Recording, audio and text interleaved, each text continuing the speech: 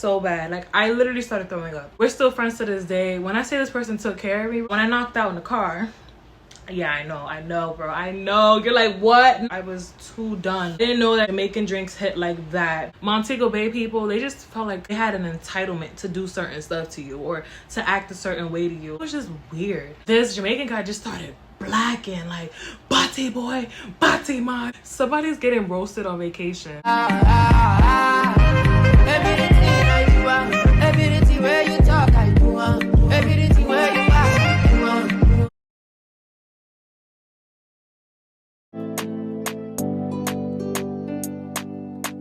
Hey you guys, and welcome back to my channel. If you're new here, welcome. As you're by the title, I'm gonna be telling you guys 10 tips that I wish I knew before I went to Jamaica as a solo black female traveler. And while I do that, you guys, I'm gonna be beating my face because I'm about to go somewhere and I haven't done makeup in a while, so I'm really excited to be doing my face today. So the first tip I wish I knew before going to Jamaica is that there is no Lyft services. So if you're from the US, just used to getting in an Uber or a cab with just a tap of a button, that does not exist in Jamaica. Like, you're gonna have to get a taxi or you gotta know somebody, because if not, you're literally gonna be trapped wherever you are. I feel like this only pertains to like if you're in an Airbnb. During my first time, I had thought I'm just gonna be able to hail a taxi when I'm in Jamaica. And yes, you can do that, but I feel like as a foreigner, for your first time coming in Jamaica, I think hailing a taxi and then seeing like other people in the taxi, taking the taxi too, is kind of scary. So I kind of opted out from that. I feel like maybe if you're at a resort, people can recommend it to you. But if you're solo traveling at an Airbnb, definitely try to look for someone who can be dedicated to you during your entire trip. Because if it wasn't me like starting to get to know people, I think I would have been trapped in my Airbnb, y'all. For my second tip, I would say bring cash for tipping. Because I feel like my first trip, I was tipping a lot because they do not get paid a lot. Like Jamaicans, I feel like their minimum wage is not a lot. I remember talking to somebody and they said that they get paid about $180 every 2 weeks. And I'm just like, what? And that's even before taxes is taken out. So it's just like, I feel like tips go a long way for them. And Jamaicans just go out of their way to bring comfort to you and just make sure you have a good time. So I feel like tipping them is needed. And while we're on the topic of money, my third tip for you guys is Jamaica is expensive. Like, don't try to come to Jamaica with only a couple $100s, bro. That's only if you about to just sit in your room all day and do nothing. Then you can come with a few $100s. But I feel like if you about to come here and explore, bro, come with a band or two. I feel like even a band was even disappearing, y'all. Plan out your trip because it is expensive. And I feel like that's another reason why I just feel like their government and economy is just not fair, because how is their minimum wage so low and everything in Jamaica is so expensive? It's like you're purposely trying to put people in poverty at this point. Not cheap in the island. Fourth tip for y'all is people are friendly over there. My first time going, I kind of thought that people were being a little weird because everybody and their mother was trying to talk to me, and I'm just like, what's going on, bro? Especially if you're a black woman, they love you over there. So definitely try not to feel off if people are constantly trying to talk to you. They're very friendly and outgoing, I guess you could say. Because my first time going to Jamaica came to like the 4th day, and I was kind of tired of like trying to get to know people because it's not every day you need to talk to somebody. Well, maybe I'm saying that because in New York, everybody's just to themselves, X, Y, and Z. So I wasn't used to meeting new people. I was barely paying for my rides to places because, mind you guys, I was using discernment. Some of the people I spoke to, like, they would offer me rides, or like, for instance, if I was getting ready to go somewhere, like I was getting ready to go to a restaurant one time and some guy, and you know, we just started talking and he was like, oh, like, where are you going? I told him where I was going, whatever. And you know, he was like, oh, that's like literally 5 minutes down the block. And you know, using discernment, bro, I took the ride, yo. I'm not gonna lie, God high-key had his hand over me the whole time I was in Jamaica my first time, because he always has his hand over me. But specifically my first time in Jamaica, y'all, I'm not gonna lie, y'all, I was wildin'.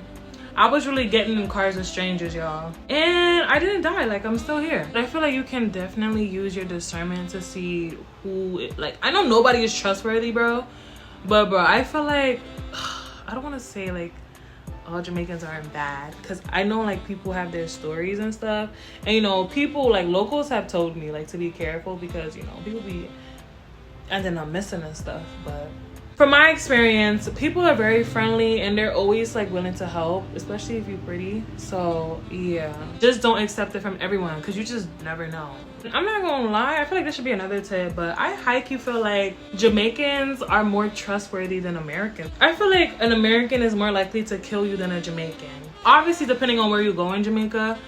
But when I went in Negril, bro, it was no such thing as like somebody trying to harm me, bro. This might be TMI. I might be telling y'all too much tea about my first time when I went, but who cares? It already happened. So the first time I went to Jamaica, y'all, right? I went to, what was it? I think it was Margaritaville. And your girl had a little drinky drink. And the drinks in Jamaica is not how the drinks are in America. Like, it's usually watered down over here. You gotta order a couple to fill whatever you need to fill. I went to Margaritaville with one of the locals that I was cool with. You know, he was chill vibes. And y'all, I was messed up, bro. Whole time he was trying to take me home, but y'all, I just wanted to lay where I was, bro. I was so bad. Like, I literally started throwing up. We're still friends to this day. When I say this person took care of me, like I was his own family, like I was just so surprised because, y'all, when I knocked out in the car, yeah, I know, bro. I know. You're like, what? I was too done. Like, I didn't know that Jamaican drinks hit like that because, the person was still getting me ginger tea, get some medicine to take care of me. And yeah, it's not like my Airbnb was too far, but I just don't know, bro. I just was just thinking about how I would have to like climb 3 flights of stairs when I get to my Airbnb just to, you know, go in my place. So I was like, that's a dub. Like in my head, I was really like, that's a dub. On top of that, like I just did not feel like moving, bro. Like it was given, I'm just gonna lay right here. And when I did that, bro, I literally spent the whole night there. Mind you, he was like saying, oh, like let me take you home, blah, blah, blah. But I was like, nah, I'm gonna just chill right here, bro. I wouldn't do it again, obviously. Like now I know that, you know, the drinks over there is different than the drinks over here in America. I woke up in the middle of the night and he was knocked out in the front, just waiting for me to, I guess, recover. I was just sitting in the back like, oh my gosh, did I really just like knock out? And I'm still alive today. Like anything could have happened. I have not done my makeup in a while, so sorry if everything looks, you know, rubbish. I think that was what my 5th tip, just to say Jamaicans are very friendly. I feel like they're more trustworthy than a whole American. I'm not saying you should go over there and go trust the whole world. Obviously, maybe that was a mistake. It probably was, but I'm alive right now. I'm just trying to like tell y'all that it's not as likely for you to die over there. Like, I'm not trying to promote y'all to be careless, even though I don't feel like I was being careless. I just feel like I use my discernment. And okay, I don't even want to talk about that anymore because I feel like y'all are still like, girl, are you serious? Like, this is your first time out the country and you fell asleep in the car? Yeah, girl, I did. I totally did. I wouldn't do it again though, but I did. And I feel like that should be another tip. Don't think this is America where you can get like a couple drinks and feel okay, you know, you holding your liquor. Nah, bro. In Jamaica, that thing will creep up on you, smack you out of nowhere. Like, yeah, it's me. Tip number 6, Montego Bay versus Negril. Y'all, let me tell y'all something. If you're the type of person who just wants to go to Jamaica to relax and not really do too much, go to Negril. But if you're trying to go over there for the nightlife, fine dining, to be at a lot of restaurants, you know, to be in a city basically, go to Montego Bay. Because I'm not gonna lie, I feel like Negril is more so like the village, and Montego Bay is definitely the city for sure. I think Kingston is a city, but Montego Bay definitely gives city vibes, and that's definitely not the vibe I want when I'm on vacation. I actually feel like people was fake rude to me in Montego Bay, and I don't know if it's because, you know, some people got money over there, so, you know, they just, I don't know, bro. I don't know what was in Montego Bay, but people were a little interesting over there. Like, I feel like if you were to fall asleep in a car over there, bro, you're done for, bro. You're probably gonna end up missing, bro. Like, I swear to you. Just using your discernment like that. You can tell when certain people will do harm to you. And I feel like this is just my experience. I feel like Montego Bay gave me that vibe. Like, I wouldn't trust any of y'all. I don't know what was in the tea they're drinking over there, but I don't know if it's just like the people I was meeting over there. I didn't like it one bit. It wasn't given. I definitely noticed a difference in the nightlife between Negril and Montego Bay. Like, the nightlife in Negril, it's like good. Everybody's having a good time. Everybody's chilling. Nightlife in Montego Bay, I felt like, I don't even know how I felt, but it just isn't something I would want to experience again. I tried to give it like 2 tries. I think maybe 3, hoping each night would be different, but boy was I wrong. It was high-key the same thing every night, just like the men over there. I don't know, based off my experience, like if I were to compare the nightlife between Montego Bay and Negril, I would say in Negril people are way more respectful.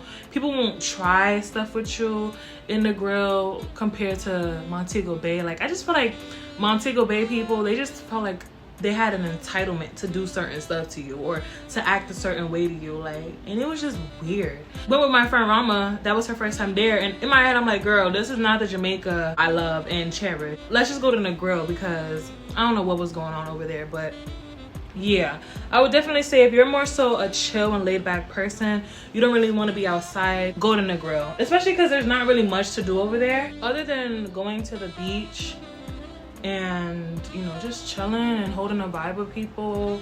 You know, there's restaurants too, but it's not like as extravagant as Montego Bay. Montego Bay is more like modern, I guess you could say, like modernized. Grill is just more like, you know, the village, you know, it's giving village vibes, and that's the vibes I want to be at, where people are, you know, more in their senses. I believe this is tip number 7, y'all, but bring airy clothing. That was one of my mistakes going the first time I went to Jamaica. Like, I didn't bring clothes that air can pass through, bro. I was bringing clothes that are very like full of cotton, you know, just clothes that aren't airy, bro, because the heat over there is nothing to play with. Like, it's very humid. Like, there's a difference between, you know, hot and it being good weather, and a difference between it just being so humid that it's just like, ugh. Next tip is to bring mosquito spray, y'all. I don't know if this is obvious, but it wasn't obvious to me. I had to go to some pharmacy store and get mosquito spray, and it was $15. $15 for a small can of mosquito spray that barely lasted me the whole week. I believe this is tip 8. Opt out of staying in resorts. Like, I get, you know, some people are kind of nervous the first time, and that's like understandable. But if you're like an adventurer like me and you do an Airbnb, y'all, I promise you, you're gonna have more of an authentic vibe. I can testify to that because, bro, I'm telling you, when I was in Montego Bay and I did a resort, I was just like, ugh, I should have done an Airbnb, because now all I'm looking is the gates of the resort. Like, I'm not seeing the real Jamaica. I just feel like being in an Airbnb, it forces you to go to local spots, and that's where you're gonna meet local people. That's where you're gonna, you know, have a local type of vibe, if that makes sense. Like, that's where you're gonna have a Jamaican vibe that you want. Like, I love Jamaica and I love Jamaicans, like, ever since I was in middle school. So, you know, if that's the vibe you want to go for, definitely try not to do a resort. Like, maybe your resort the first 3 days, but to finish off your trip, do it Airbnb, just wing it. Obviously certain parts in the grill too, because my friend Jamie, he was telling me like not all places in the grill are safe. My next tip is LGBTQ in Jamaica. I feel like they accept, you know, people who are lesbian, but when it comes to like gay men with each other, the stuff I've seen over there, it's not like I've seen it one time. I've seen it on 4 occasions of somebody getting cursed out because, I don't know, maybe they was doing PDA, and it's just like, did you not do your research before you came to Jamaica? So yeah, definitely, let me take my time with this. So yeah, definitely anybody who's, you know, LGBTQ, I would recommend you kind of refraining from PDA, especially around Jamaican men, because they don't play that. They will call you a butty man, like right to your face. They don't care, bro. Like, I remember one time I was on the beach, I think it was 2 gay guys. Like, I didn't see what they did, but this Jamaican guy just started blacking, like, butty boy, butty man, get a bumper clock. It feels so bad. I'm like, somebody's getting roasted on vacation. That's so embarrassing. Nobody wants to get cussed out on vacation, bro. So if you swing that way, just be careful because people are crazy. Don't do your makeup for a while, it comes out so pretty. So yeah, I think those are all my tips. I think those are all my tips, guys. I feel like I should warm up my face a little more though. Just to run down the list one more time, there's no Uber or Lyft in Jamaica. Bring cash for tipping because it goes a long way for them because, you know, their wages are very low. Bring mosquito spray. People are very friendly and inviting, so don't be surprised like how I was. Like, people always trying to talk to you every single second. Montego Bay versus Negril. If you like a more city vibe, Montego Bay. If you like a more calm, just relaxation type of trip, go to Negril. Getting around Jamaica is very expensive. LGBTQ in Jamaica, you know, if you're a gay man, please try to be careful because I don't want you getting cussed out on your vacation. Bring airy clothing, and lastly, opt out of staying in resorts because that's not the real Jamaica. Like, don't you want to hear the accents? Why would you leave America to go see American people and hear American accents? It don't make sense. Think about it.